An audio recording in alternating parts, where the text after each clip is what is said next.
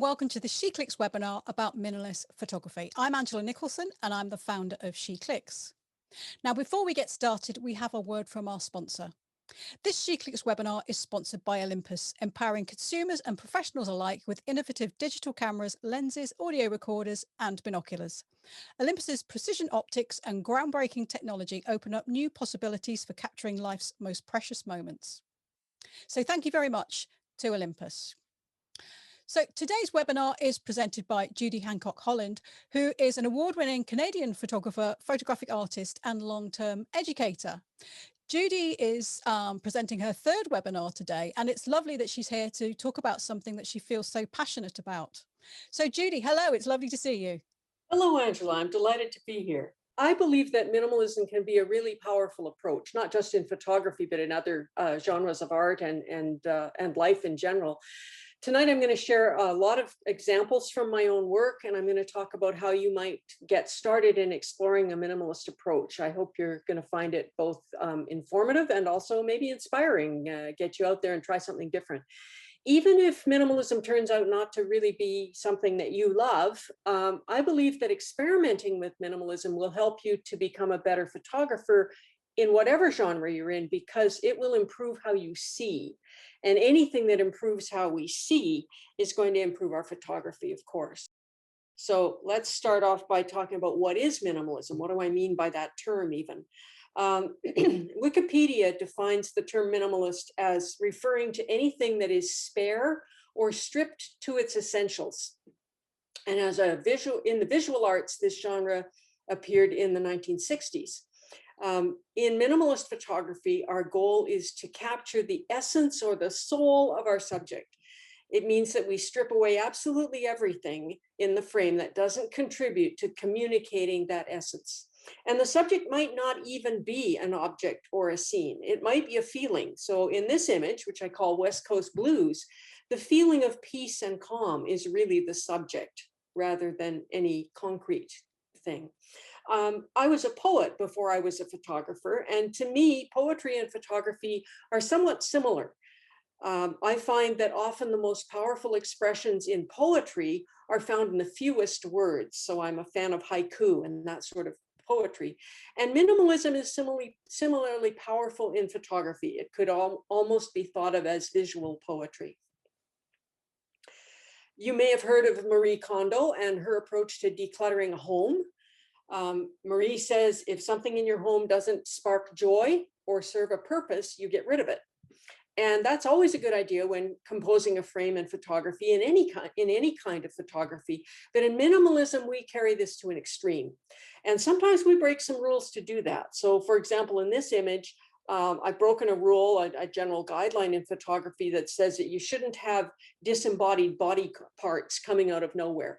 But because I wanted to focus in on that point of creation, I felt that stripping away anything else helped get my message across. Now, minimalism exists on a continuum. Your images may be more minimalist or less minimalist, and it's somewhat subjective as to where to draw the line. There may be some images you'll see tonight in my work that I think of as minimalist, and other people might say, no, that's not minimalism. And it's a matter of subjective opinion. So this image is pretty minimalist, and I would classify this one also as minimalism, but maybe not as minimalist. So it's a continuum. Now, I often find that when I talk about minimalism, there are always a few people who get confused and think, well, minimalism means macro.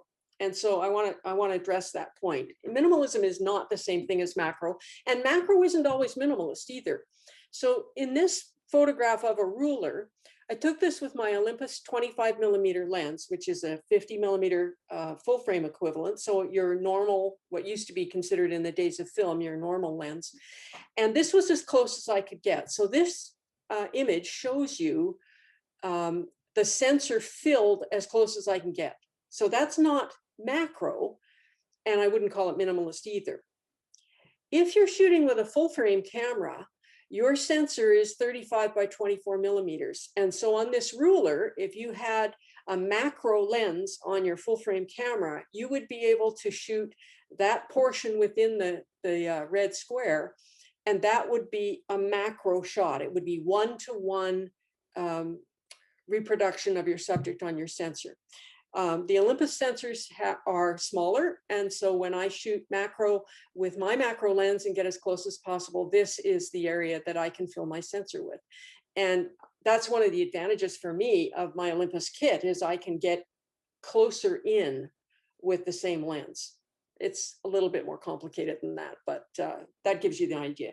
So there are 105 minimalist examples in this presentation, and only 8 of them were shot with a macro lens. So don't feel that you have to have a macro lens to do this. A couple of them were shot on an old iPhone 5 with no special lens at all. And of course, the landscapes and buildings and boats and cars and animals that you're going to see are not macro, but they are minimalist by virtue of excluding the distractions. It really has nothing to do with the size of the subject. So here you see a minimalist shot by Michael Kenna. I don't do a lot of landscapes, so I drew on Michael Kenna's work for that. And this probably shows a subject that's about 1 kilometer in depth. And yet it is definitely a minimalist shot and not macro. So that's just to point out that distinction. Minimalism can often evoke emotion. And I think that's one of the reasons I like it so much. When I look at this image, I feel a sense of calm expectation. It feels really warm and inviting to me. And that's what I want to communicate to my viewer.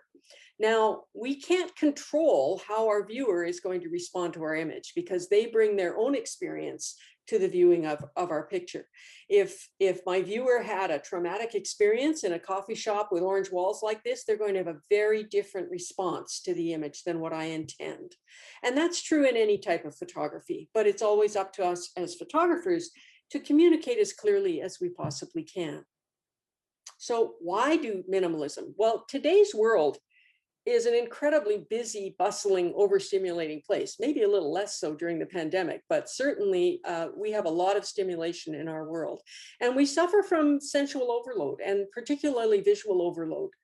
Those of us who embrace minimalism often find a sense of peace and respite in both creating and in viewing our minimalist images. And that's a big part of the appeal for me. The practice is quite meditative, as we seek to see and then capture the simple elegance in our visually busy world. It's quite meditative. Back to that slide. You can also do it anywhere with any camera, which I think is a big plus for minimalism. And shooting this way helps you see better, as I mentioned, and brings out emotion. So how do you go about it? Well, the first thing to do is look closely at your subject and think about your intention. What are you intending? And then identify the essence of what you're trying to say or capture. What caught your attention specifically, and what do you feel? I often think to myself, okay, when I look at this subject, what is it that I'm falling in love with in this image? And you'll see that in a number of my images as we go along. We subtract everything that doesn't contribute to that, take away everything that we're not totally in love with, and what is left is our minimalist image. We're really training ourselves to be visually sensitive. So here's an image from that was shot in Victoria, BC on Vancouver Island. It's certainly not a minimalist image. It's a scenic image and shot for the memory of the place and so forth. And I'm not suggesting by any means that there's anything wrong with this kind of image. I don't think this one's particularly spectacular, but if this is the kind of image you like, then go for it. If you want to portray busyness, then this is the approach to take, I think, or one of the approaches that you could take. But in this scene, there are hundreds of minimalist images just waiting for you to notice them and capture them. And so as I walked around this particular setting, here's one of the shots that I took. And to me, this gives a completely different feeling than this scene. Now you can see where I saw that and went to shoot it, but it has a completely different feeling. So shoot the big picture if you want to, but also look and see what you can find in the way of minimalist images. I find that wandering around the docks is a great place to shoot minimalism. And this image, I would say, is more minimalist than the one before. Leonardo da Vinci said, simplicity is the ultimate sophistication. And that's sort of my go-to philosophy when I'm doing this kind of work.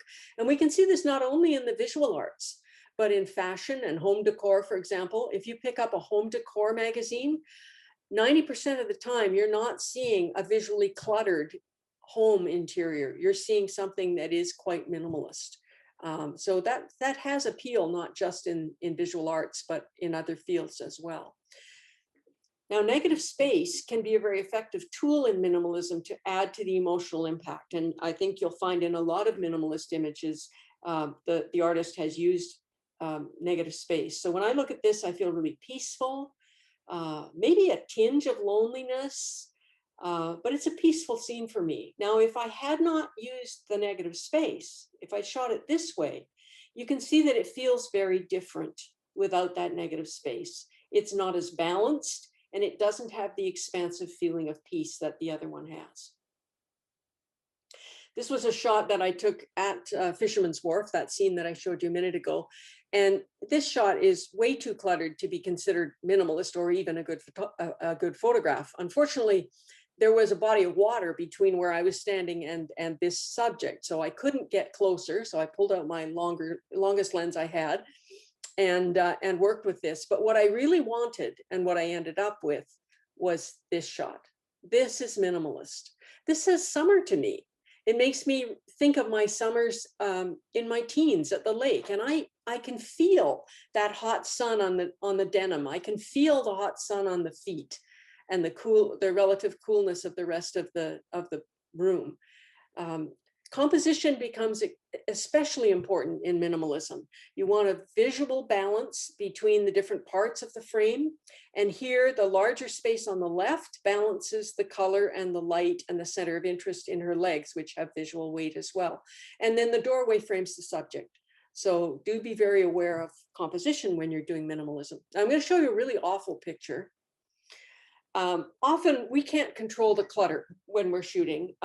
This was a picture that it was shot in very bad conditions. This is a photo of my mother-in-law, and she was quite weak and frail at that point, and I could not move her, and I also couldn't move anything else really. It was a very small, very cluttered room, and it had terrible light.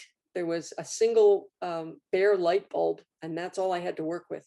So I took this just because I wanted a picture of her, and I wanted to convey something of who she was. So the cross on the wall and the Bible on the bedside table there provide some message about who she is. She was very much a woman of faith, but I wanted to get more to the essence of who she was. And so I moved in and took this shot, which is, I think, a minimalist shot that really says something about who she was. And about 3 months after I took these pictures, she passed away. And this is the image that her family really resonates with and takes comfort in now. Flowers are one of my favorite subjects. I do a lot of flowers, and this is a nice enough image of an amaryllis, and I've minimized the distractions by using a black background, but this one speaks to me much more, is much more powerful to me. It draws my attention. When we look at an image, we respond not only to what we see, but we respond to what we feel when we look at the image. And when I look at this, I feel much more than I did looking at the other image. It brings up a feeling of awe for me and appreciation of the beauty of this. And this was shot with my Olympus macro lens and the in-camera focus stacking, which is one of the spectacular features of an Olympus camera. So I think the fact that I feel a sense of awe when I look at this means that, at least for me, it's a successful image. Now here's another shot that is not minimalism. This is a small island called Gabriola that lies just off Vancouver Island where I live. And it's got a lot of things to shoot. It's very interesting landforms. This image is relatively uncluttered, and the bike sort of suggests some story, but it's certainly not minimalism. So when I see something like this, sure, I shoot it, but then I look around for the more minimalist shots and found this. Here I was drawn in by the light and shadow, the form and the curves in this sandstone. So that's what I wanted to shoot. And how you crop your image, preferably in camera, is sort of up to you and your personal aesthetic. But ask yourself, what drew you in specifically? Get really specific about that. And you can see that it approaches an abstract look when you eliminate more of the context. In fact, this could be an aerial photograph. You really have no way of knowing. Minimalism can often lead us into the realm of the abstract. This is basically pure lines and curves and light. It's got a very powerful simplicity. One of the most loveliest compliments that I ever get on my work is, your images have changed the way I see the world. And that's a pretty wonderful thing. And this is the kind of image that makes people stop and look at the world a little differently, because we don't usually look at the stem, we look at the flower.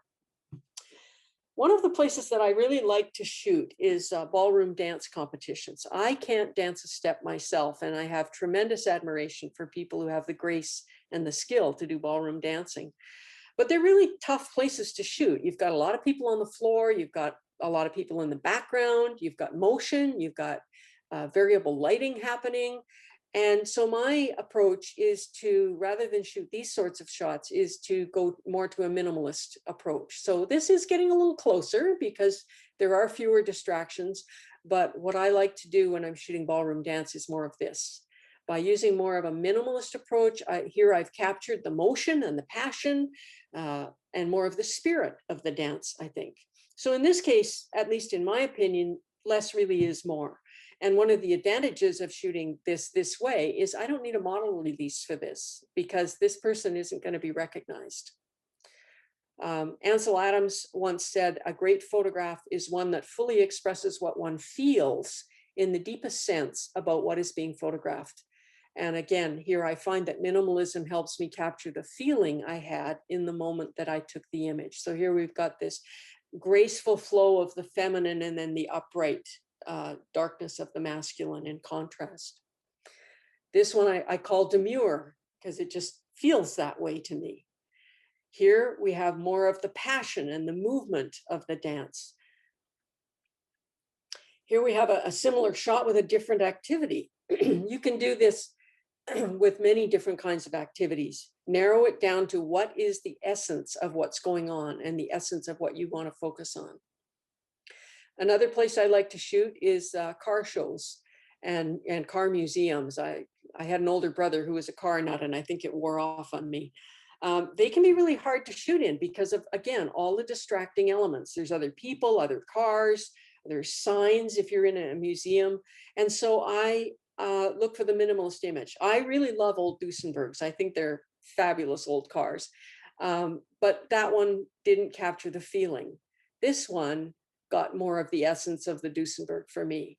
And again, this is becoming sort of an abstract or semi-abstract image by getting rid of other elements. If you are a Thunderbird fan, you will instantly recognize this because it's sort of essence of Thunderbird. It was that portal window was, or porthole window was really an iconic thing for Thunderbird. And here again, minimalism, getting rid of the distractions. You can do this with people too. Many years ago, when I was getting back into photography after a hiatus of several decades, I took this portrait of a cellist, and it's okay. It's not one that I would normally show anybody except for educational purposes. I know I shouldn't have cut her foot off, but I was learning, and I learned from my mistakes. I hope you do too.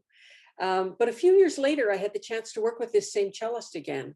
And this is how I did her portrait this time, because this said something to me about her. This was much more powerful. The previous image is an image of a cellist, and this is an image about a cellist. And so I now aim for images that are about my subject, capture the essence of the subject, rather than just taking a picture of the subject. So similarly, here's a photograph of an eagle, and here's an image that is much more about an eagle. It really concentrates down to the intensity of an eagle's gaze. If you're in the UK or even on the West Coast where I am, you get lots of rainy days. This is an image about a rainy day. It conveys that feeling. And the feeling you have will depend on how you feel about rainy days. It might make you feel quite dreary. It might make you feel grateful that everything's going to green up. Depends on your experience. Now, I've seen many, many much better images of hummingbirds than this, some of them on SheClicks. So I'm not particularly proud of this, but I show it because I want to show you the contrast. So when I see a hummingbird and I think about the essence, what is the essence of a hummingbird? Now, for some people, it might be the quickness because they move very quickly. For other people, I have a friend who says they're really aggressive. They're very territorial, and so you might aim for that. But for me, what strikes me about hummingbirds is the delicacy. And so I wanted to capture the delicacy of a hummingbird. And this, for me, captures that delicacy. You know, how many photographs have you ever seen of hummingbird down? It's just an uncommon kind of point of view. I also really like rusty old things. And this, I could have spent all day shooting this truck. It just had so many things to offer me. And there are so many different potential minimalist images here. And I hope to go back and spend an afternoon with this truck someday. So here's one of the images that I took on that day. And again, it's, to me, this is much more about the rusty old truck. I can feel the texture. I know what it would feel like to sort of pick at that rusty paint and have it flake off. And I have a sense of a calloused hand of a working person reaching for that door handle. It's just much more evocative than the shot of the whole truck. This is a very iconic shot of Portland Head Light in Maine on the east coast of the States, and certainly not minimalism, although I have tried to get rid of distractions. It shows the lighthouse in context, and there's absolutely nothing wrong with that. But I also looked for more minimalist images, and here there's not much context, but I love that I've got the essence of a lighthouse here. There's the solidity of the structure that you can see in the form and the big blocks of stone made to build it. And that window just, for me, suggests the loneliness of a lighthouse keeper's life. So I'm not saying that this is better, but I am saying it's different. And you might want to take both when you're looking at a scene like this. I don't do a lot of landscapes. I showed you a Michael Kenna example earlier, and if you like that sort of thing and you're a landscape photographer, I would suggest that you look him up online. He's sort of one of the great masters of minimalist landscape.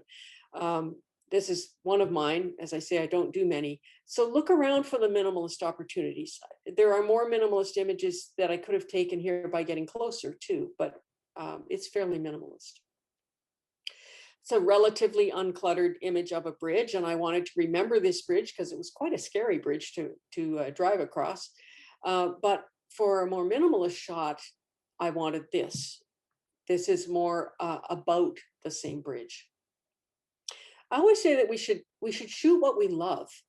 And one of the things that I love is the feeling of reverence and peace and awe inside a church, particularly an empty church. There's just a hush. And I had the opportunity to spend a lot of time by myself in a country church as a teenager, and it was a very peaceful haven for me. So that's the essence when I'm shooting inside a church. That's the essence I want to capture. So this and the next two images were all shot in this particular chapel. And this one has a little bit of that feeling, but really not much. I think that the feelings are much better captured here in this more minimalist shot, or even in this shot. Each of these images feels a little bit different to me. So ask yourself, how well does your image capture the feeling that you experienced with the subject? And when I looked at this one, I looked at that scratch on the pew and I thought, should I take that scratch out? And I ultimately decided, no, I wouldn't take it out because it helped contribute to the feeling that this is a church that is used and people go there. And it kind of complements and goes with the little bit of tattered look of that Bible. This is a scene in Nova Scotia, in a town called Liverpool. And this is a very famous racing sailing ship called the Blue Nose 2. It's actually on the Canadian dime. And it is always crawling with tourists. And even without them, the ship itself is big and has a lot of detail. This was shot in the tourist off season. So you can imagine what it's like in the on season. But I've had the experience of standing on the deck of a tall wooden ship as the sails fill up with wind and the ship kind of comes alive under my feet. And I wanted some of that feeling, and I didn't get any of that with this shot. So again, I turned to a more minimalist approach. And this shot gets, for me, gets to the essence of it more, something of that feeling of the big wooden ship ready for adventure at sea. In contrast, here we've got a reasonable sized vessel, but it's at rest in a harbor. And so this minimalist shot gives you that peaceful, safe feeling. And this would be more towards the more minimalist end of the continuum. I love doing people. I don't do a lot of portraits, but I love doing minimalism with people. So I think this is a decent picture of this woman, but it really doesn't evoke much feeling in me as someone who doesn't know her very well. But this shot to me has much more feeling and essence to it. It's about her. We see lots of photos of grandparents and grandchildren together, but here I wanted to get the connection between this 93-year-old woman and her great-granddaughter. While this is not a photo of a couple, I think it's a photo about coupleness and solidarity. And there's a lot in this photo emotionally, I think. It could be considered a minimalist portrait of a working man's life. I call this one Working Boots. And some people would not classify this as minimalism, and fair enough, it's all relative. But to me, it captures the essence of his working life without having a lot of distractions away from that essence. I do a lot of portraits of seniors, and particularly their hands. I'm looking for something that conveys the age, the weariness. Here we see experience, we see peacefulness. This is one of my favorite hand portraits, and this will be on exhibit in Barcelona at a gallery, along with 3 of my other shots of seniors' hands. I call this one Grace and Grit. I find that it conveys her strength, resiliency. There's a gentleness about it, and elegance, and a practicality all in one. That Irish knit sweater just tells me this is a practical, down-to-earth kind of woman. And I feel really tender and inspired when I look at this. For me, at least, the full body portrait just wouldn't have had the same effect. Wildlife. I don't shoot much wildlife, although I live in a place where a lot of people do. This conveys the subject in its context, a couple of orcas swimming along the side of Vancouver Island. And there's nothing wrong with that at all. I've sold a few canvas prints of this one, and I quite like it. But this one is pared down just to the essentials. This has a different feeling. I have a friend who shoots a lot of birds, and when he saw this presentation, he went out and started taking minimalist shots of birds. So instead of getting the whole bird eating the mouse, he would focus in on the beak at and the feet where it's being held, and getting getting down to dining on this mouse. This also tends to make nice business cards and posters and things where you want to have some text. So this is the image that I have on my business cards. Here I've used depth of field as well as negative space to draw attention to the petals rather. And the feeling that comes across for me is a kind of a gentle kind of brokenness, and a message about the inevitability of impermanence in this life.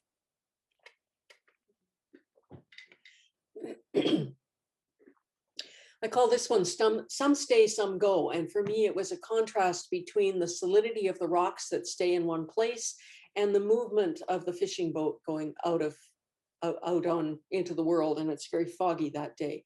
And that conveys a message. And I would call that a minimalist picture. But this is even more minimalist. I think they both evoke a feeling, but the feeling is a little different in each one. We see lots of images of fall leaves, but how often do we actually look at the leaf? And minimalism captures the subject in such a way that we can't miss what the photographer was captured by. I have a real sense of wonder and awe when I look at fall leaves, and minimalism is a way that I can communicate that to a viewer. I picked this leaf and the next one up in the parking lot of my local library. And as I looked at them and I noticed how beautiful they were, I thought, they're going to be ground into dust under people's heels in a matter of minutes. So I picked a few up because I wanted to share my sense of awe at the beauty of these things. I wanted to showcase them. My sister used to own a jewelry store, and when she wanted to showcase a gemstone, she would put it on black velvet. And so I used that idea to showcase the beauty of the leaf. It's a relatively uncluttered image. I've used depth of field to throw the busy background out of focus, but it's not an image I would show anybody aside from educational purposes. This one, to me, pares away that which is not the essence, and it has a very different feeling. This is an image that I shot on the iPhone 5 after a rainstorm. I just happened to notice this and wanted to capture it. So again, no background, just the essence of what I'm looking for. My image making process starts when I get excited about something I see. I can often, I can feel my heart speed up, and my breath catches.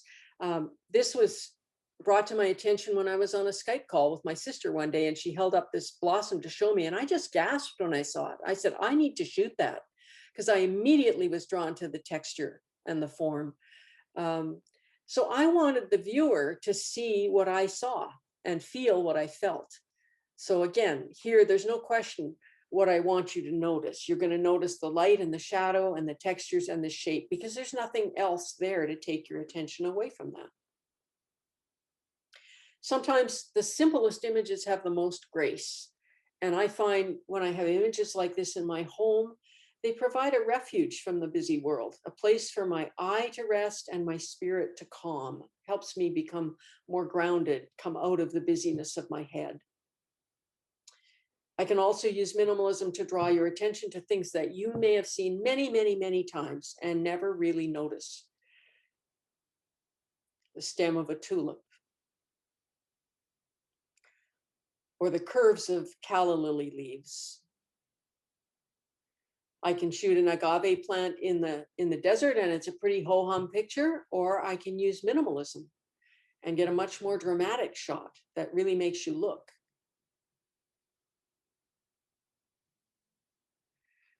This is a fairly minimalist image, but when I really thought about what is it that really drew me, what I realized was it was this.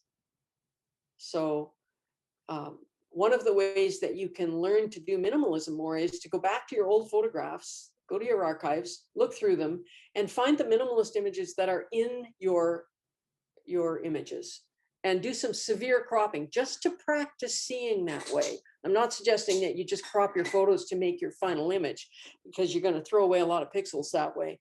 And you want to get to the point where you get this in camera, but going back to your old photos and doing some severe cropping can help you see this way better. I have full shots of a saguaro cactus. I really love these plants. They grow to be like 200 years old.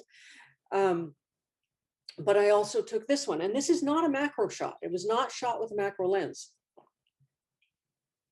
My favorite lens for travel is the Olympus 14-150, and it's a very lightweight, very sharp lens, and it's actually the lens I recommend to all my friends who switch to Olympus as a first lens. Often my images are peaceful because I'm that kind of person, but sometimes I like to go for more of the drama. And so this is a fairly minimalist shot. You know what I want you to see, but there's even more drama here by getting rid of even more. And I've actually turned this image into a shower curtain, and people gasp when they walk into my bathroom and they see this big, bold, red image. So minimalism can be peaceful, but it can also be very dramatic. And we don't need to see, sorry about that, folks. My husband will grab that. We don't need to see the whole daisy to get the essence of the daisy. I refer to this as visual synecdoche. So I used to be an English teacher, and we would teach in literature about synecdoche, which is the use of a part of something to represent the whole. So one of the classic examples is the expression all hands on deck. You're not really talking about hands, but you're using the word hands to represent people. And so I've coined this term of visual synecdoche because I use part of something to represent the whole visually. So here again, we get the essence of the Gerber daisy without seeing the whole thing. We don't need to see the whole elephant.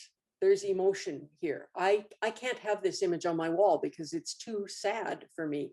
It evokes that sadness. And this one I probably could have on my wall because it says elephant in a completely different way. It's a much more playful image to me. I was sitting on a porch on a farm waiting for a friend one day, and I looked down and saw this dog. And I just thought, oh my goodness, there's essence of farm dog just by shooting the paws and the tail and the matted fur with the twigs in it. I can almost smell its paws when I see this image. So this is another case where I think leaving things out strengthens the image. Sometimes I can't get the essence of a blossom when I'm shooting it in context in a garden.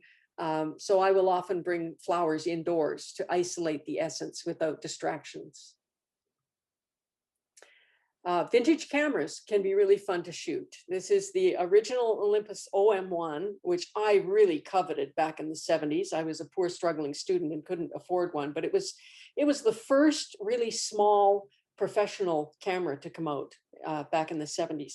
And it's a fairly minimalist image, but this one to me is more minimalist and evokes more of the feeling of using the old film camera with its shutter speed and aperture and depth of field scale on the lens and the dial for ASA, which we now call ISO. This image is more effective in taking me back to what it was like to shoot with film back when I was in my early 20s.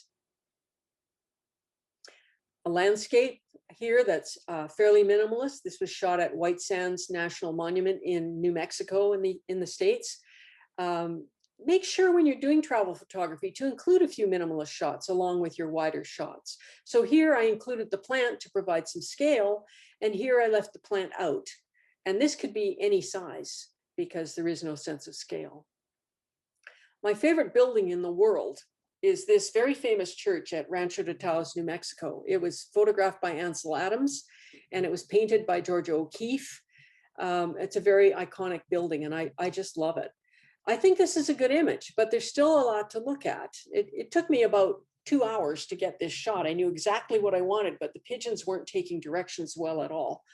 I think I can increase the power of the image by making it more minimalist. And in fact, this was a gold medal winner in a photo salon in 2019. Leaving things out can make a stronger image. My favorite images of this church are not the big picture images, but they're the bolder, more minimalist shots by focusing on parts of the church. There's another church in Santa Fe, New Mexico. I just find adobe architecture so attractive. It's got texture, it's got curves. There's no sharp corners in adobe. They're all rounded more. And the way it showcases light is quite spectacular. So knowing that what I'm drawn to is texture and curves and light, then I shoot specifically for those things when I go to minimalism. So this one I wouldn't call minimalist, but then I went and shot some other images that I think capture for me what adobe is all about.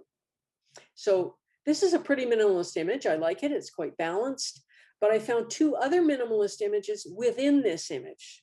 So here's one of them, and here's another one.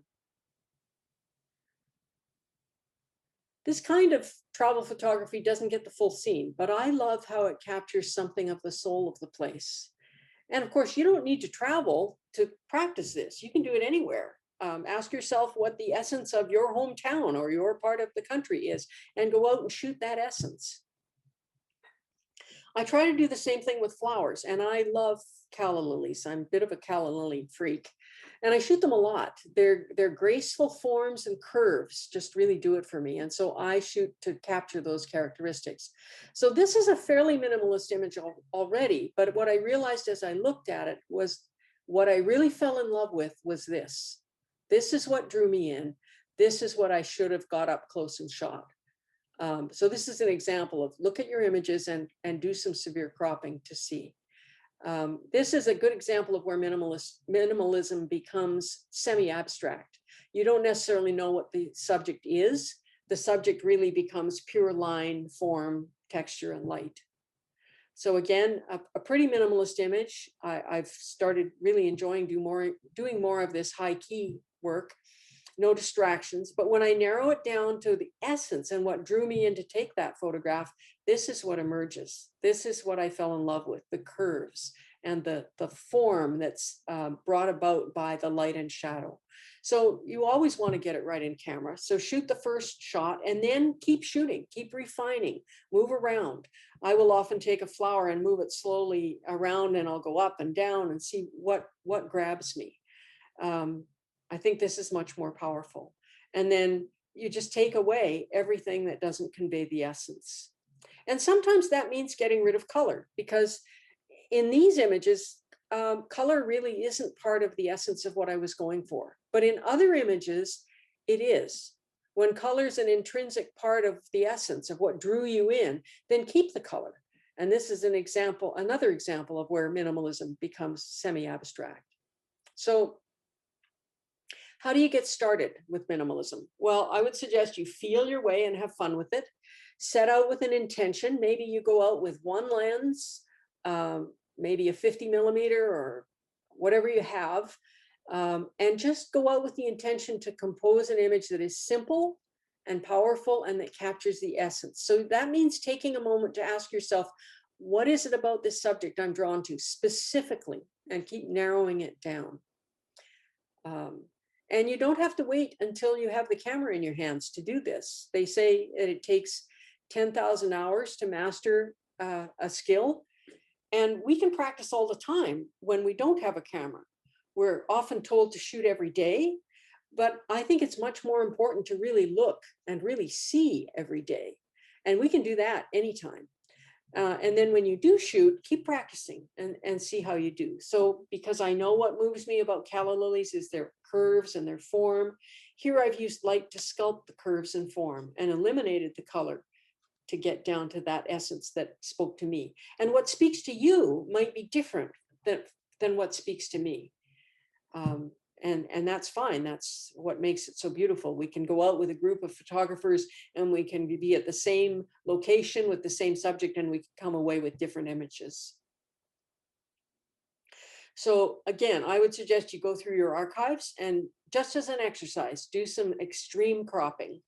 I cropped this one quite severely in camera when I composed it, and I would classify this as minimalism, but I also realized that I could crop it down to this, which would be even more minimalist. And I do my cropping in camera for the most part now. I don't have to decide which one of those I like. I can keep them both and just enjoy them for what they are, and so can you. A number of years ago, I rented a cello. I had taken lessons for a little while, but I just love cellos. I love the sound of them. I love the feeling of a cello when you're playing it. It sends a vibration through your body. I love the curves and the texture and the color of a cello. So I rented one and I shot it for a month, and I found that it's actually fairly challenging, especially if you get one that's got a glossy surface. So this is fairly minimalist, but I also realized that there are several other shots that I could have taken and I wish I had, and I may actually go and rent a cello again because I would like to, whoops, wrong direction. I would like to get these shots. And if I'd been as into minimalism when I got this cello as I am now, I would have got these shots, but I wasn't thinking that way at the time. So I've got a whole list in my head of musical instruments that I would like to rent or borrow to do minimalist shots. An advantage of the minimalist shot is that you can work it into something else quite easily because you've got a fairly singular sort of subject. So this simple tulip lent itself to some other treatments because it's so simple. So I was able to do this with it, and this, and even this, all because it was such a simple subject to start with. So you can think about your minimal shots as having value in and of themselves, but also as being raw material for maybe composites and other things that you might try. I was out for lunch with a girlfriend the other day, and we got in the car to leave after we'd had our lunch, and she said, "Oh, oh, wait, I need to get this shot. And she grabbed her camera, jumped out of the car. And I knew what she was going for right away, because there was a fence in front of us, and at the top there was barbed wire. And I said, you're going for that barbed wire, aren't you?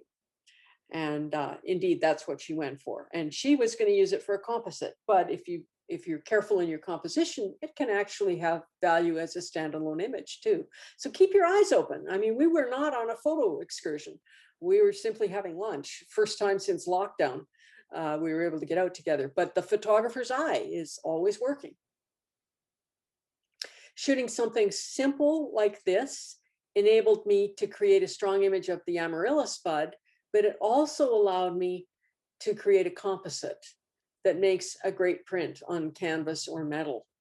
I shot these over, well, I intended to shoot a shot a day of this amaryllis as it developed, but it actually developed fast enough that I was shooting it every few hours, and then just chose the ones that I thought would go together nicely.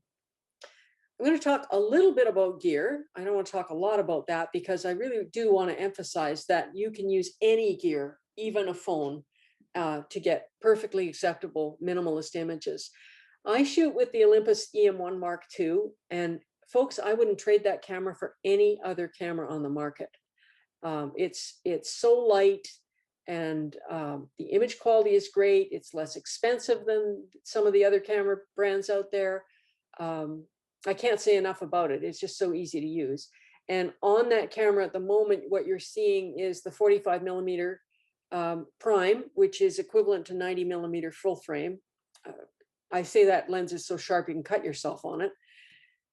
You also see next to the camera the 14-150 zoom, which I use when I'm doing walk around stuff and travel. And then the lens to the left of that is the 60mm macro lens, the 120 full frame equivalent, which is my favorite lens. And it's the first lens I bought when I got my EM1. Still my favorite, great for portraits. But those are a few of the lenses that I use most commonly.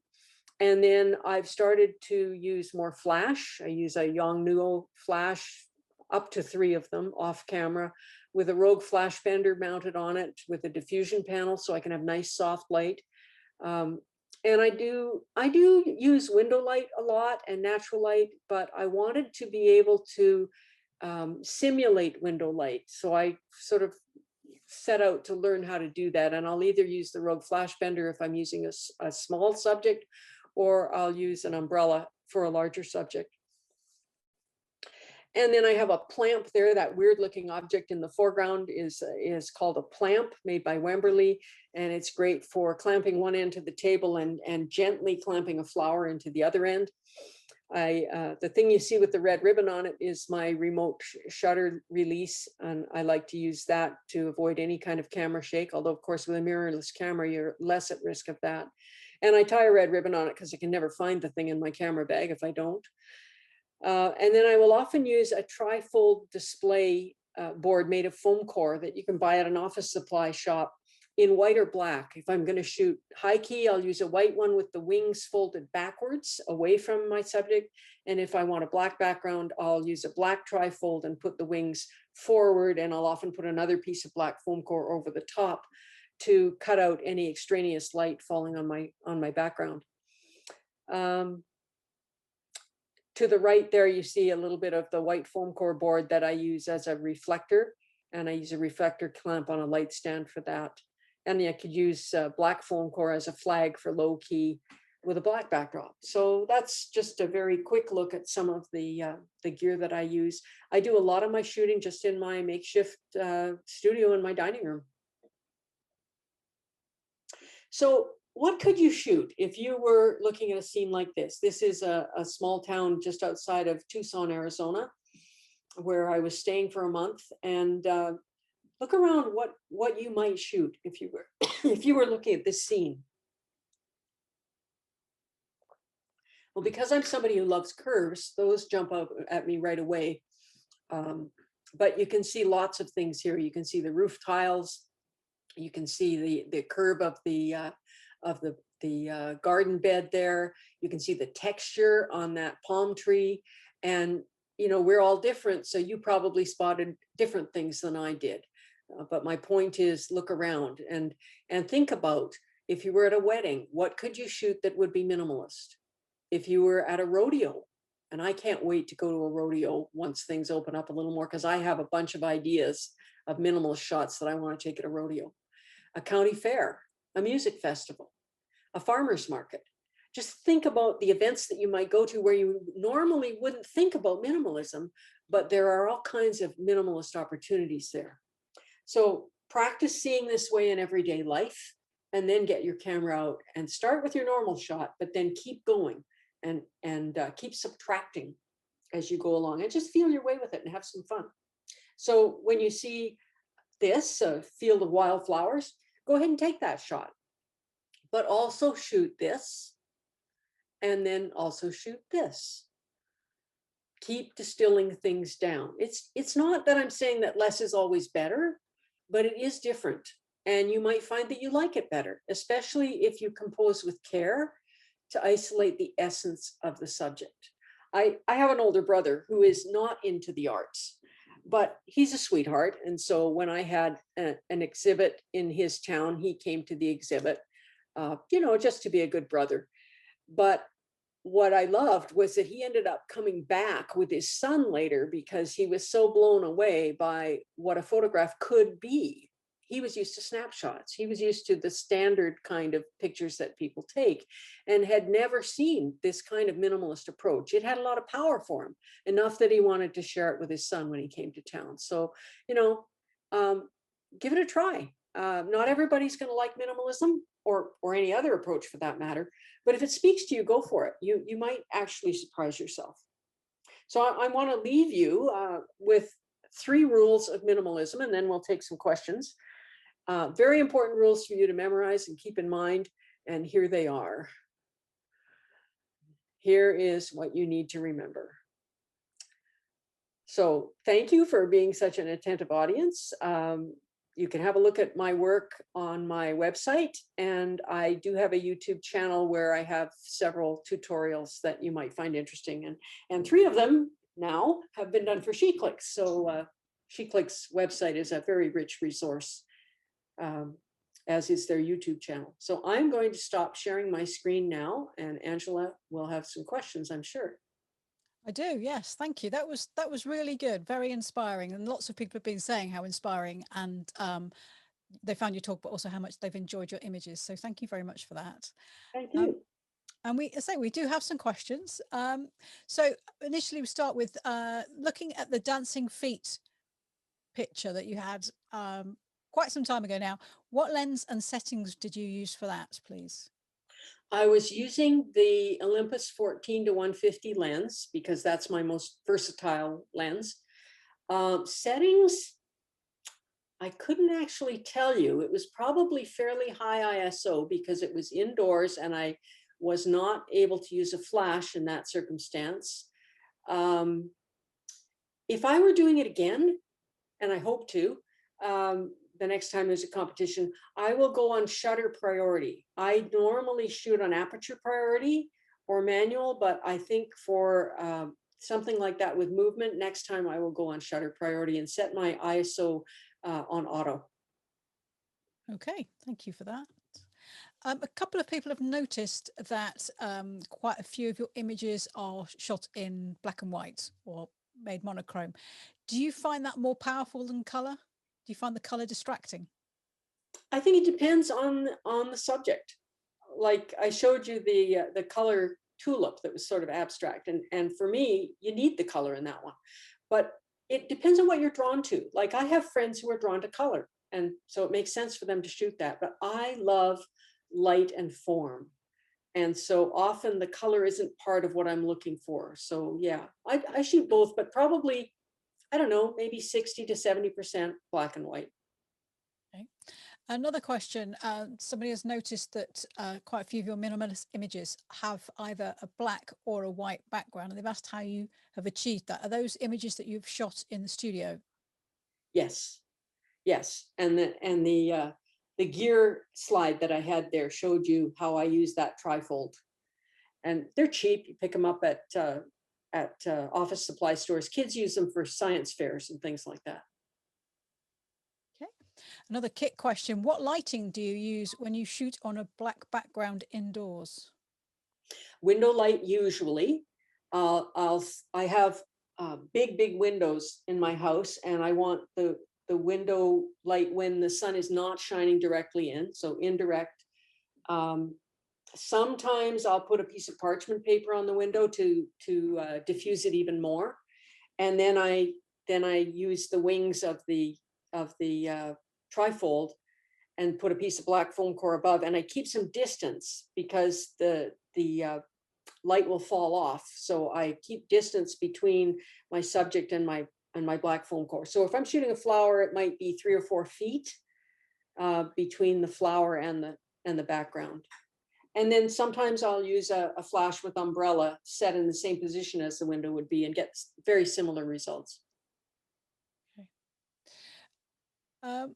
Do you have a preference when cropping to portrait or landscape, panoramic or square? The person asking this says she finds it can be so important to the impact that the image has. I don't have a preference as in the sense of, oh, I like square or oh, I like panel. It really depends on the image. And when I teach about composition, one of the suggestions I make is look at your image and see what is the direction of the dominant lines. And if the dominant lines are horizontal, shoot horizontally. If the dominant lines are vertical, shoot vertically. And, you know, we don't have to pay for film and developing anymore, so shoot both. But normally the direction of the lines determines the crop that I'll use. That's very true. Shooting digitally does bring a lot of freedom from cost, doesn't it? I mean, you have For to buy the products, obviously, but once you start shooting, you can take a shot, and if you don't like it, just get rid of it. Yeah.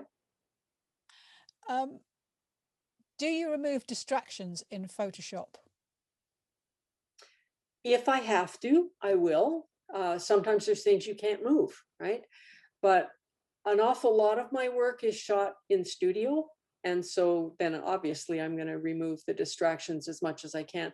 Now, I do find if I'm shooting macro in studio, dust is just so difficult to get rid of. So I have a little set of makeup brushes and I'll brush, but sometimes you're going to inevitably find that there's dust on the flower or there's dust on the background.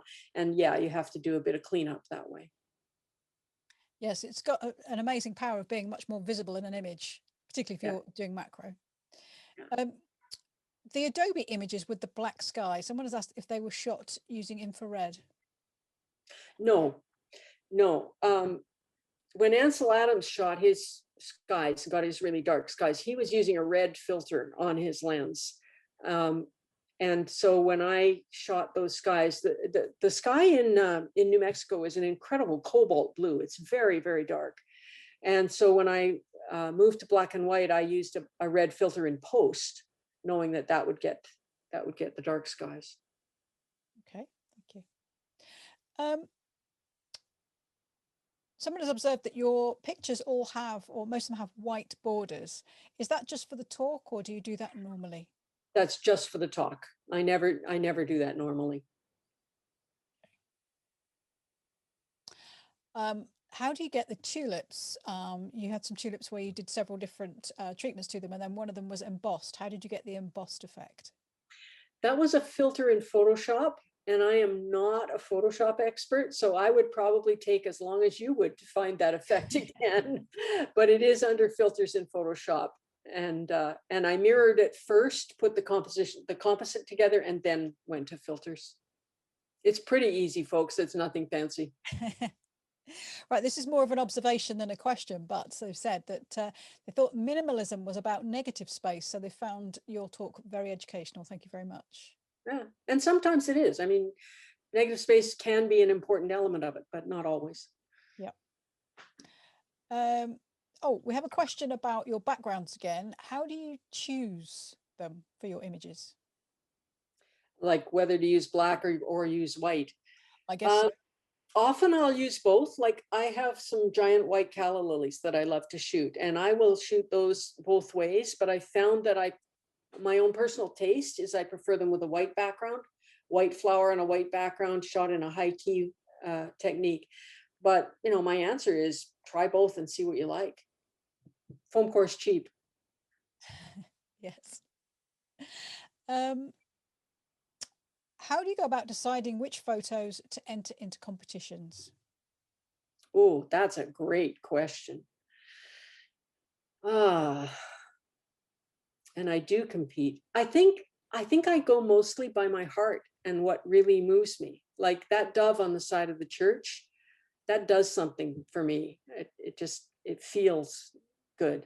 Now I am part of a couple, actually 3 different critiquing groups that meet regularly, and I will take images to the critique groups, and we are kind but very forthright in our suggestions. And being part of those groups has helped me grow enormously. So I will take, if I'm considering a competition, I'll take the ones that I'm considering entering, and I'll often bounce them off the people in the group and say, you know, what speaks to you more? But it comes down to my heart. Does there come a point at which the minimalism approach becomes too stripped and resulting in photographs that become meaningless? That's a great question too. Well, Michael Kenna's shot of that fence in the snow that I showed early on is pretty darn minimalist. And I think it's not a matter of it's too simple. I think it's a matter of it's simple and it isn't skillfully enough done. So Michael Kenna has really employed his skills and made an image that works. If you go to some of the big art galleries, I know the National Gallery in Canada has some images that are just a stripe, right? Just a stripe on a canvas. But it depends on how it's composed, the balance. So I would say that's a good question, but my guess would be no. My guess would be very, very simple, can be very, very effective. I think about, if you've ever been to Washington, D.C. and seen the Vietnam War Memorial, it is such a simple black wall with names on it. It is so minimalist, and yet the power of that thing is enormous. Yes, I get what you mean. What software do you use for editing, and do you edit your images very much? It depends. The images you saw today haven't been heavily edited, but I recently entered a competition where transformations was the whole point of it, and you were supposed to have heavily edited. So I played with that a little bit too. I normally use Lightroom for 90% of what I do. I've started learning more about Photoshop. I have used On1, which I think is a very good program as well. I've used Affinity, and I know Affinity's been a sponsor for SheClicks. Affinity is great software at a great price. I have used that. And I use Affinity for all my focus stacking because it does it well and it does it quickly and it does it inexpensively. So what more could you want? And then there's sort of a handful of other things I'll use for special effects. I've seen some on SheClicks that were done with Mirror Lab. And I don't have Mirror Lab, but I have something that's similar. I just like to play, but 90% of my work is done in Lightroom. Okay. If anyone's interested in learning more about Affinity, we will be having a webinar on how to use Affinity in a couple of months or so. Good. So look out for that one. This is a good question. When using in-camera focus stacking, how many images do you capture? Again, it depends on the subject. I usually will go with the maximum, and I think on my camera that's 14. But I actually more frequently use the focus bracketing. With focus stacking in Olympus, it will take the various shots and then put them together for you. But if you use the focus bracketing feature, you can get up to 999 images shot automatically for focus stacking. And then I will take as many as, I think my maximum was 200 for an insect shot. And then I combine it in Affinity to get the stacked shot. And your computer survived the experience of stacking 200 images? It did. I have a pretty robust iMac, but I'm very impressed with how Affinity handles that. Okay, it's great. Far faster than Photoshop for that purpose. Now, this is an interesting question. How do you combine your teaching, selling prints, photographing, and learning about new techniques? How do you manage your time? Well, I'm fortunate in that I'm retired, and I spend 30 to 40 hours a week on those activities: shooting, teaching, processing, learning. And And I used to say that I didn't have any grandchildren, which really frees up my time. I now do have a granddaughter, but she lives in the States and the border's closed. So I haven't met her yet. And if she lived close, I could imagine that I'd be a little more time crunched. And I imagine there'd be a lot of minimalist images of little toes and fingers and things, Yes, and noses. That would be lovely. absolutely. Someone is asking about your printing preferences, what the media you like to use. Do you have a preference for canvas, metal, paper? I've used all of those. Again, it depends on the image and what I'm trying to say. I have done quite a bit of canvas, and I'm kind of moving away from that. I still use it for some things. I picked up a print yesterday that's on canvas, but metal, I don't like for what I do. I don't like most metal because it's shiny and it has a bit of a silver tint, but I have found a place that prints on white metal, and I've got some low key shots that have been done on that and look really good. But I'm more leaning towards the fine art papers now. And I must say, I don't do my own printing. I think printing is an enormous learning curve and an art and a science in and of itself. And I have a guy locally that is an expert at it. So I'm busy enough with the other end of it. So I let him do the printing. Okay. And the final question, you mentioned liking poetry. Who is your favorite poet? Boy, that's a tough one. First thing that springs to mind is Irving Layton. I've loved Irving Layton since I was a kid. He's a Canadian poet. You may not have heard of him. But Mary Oliver, more recently, her stuff is just so beautiful. And there's some new young poets coming along who are very, very exciting. Okay. Well, that has been a fantastic talk, and I think your images were absolutely wonderful. I think your comment, if you condensed it down, saying not taking a photograph of a subject, but about a subject, I think that really sums it up beautifully. And it's been a real pleasure to hear from you again. Oh, I'm glad to be here, Angela. Thank you for having me. Thank you. Bye-bye. Bye-bye.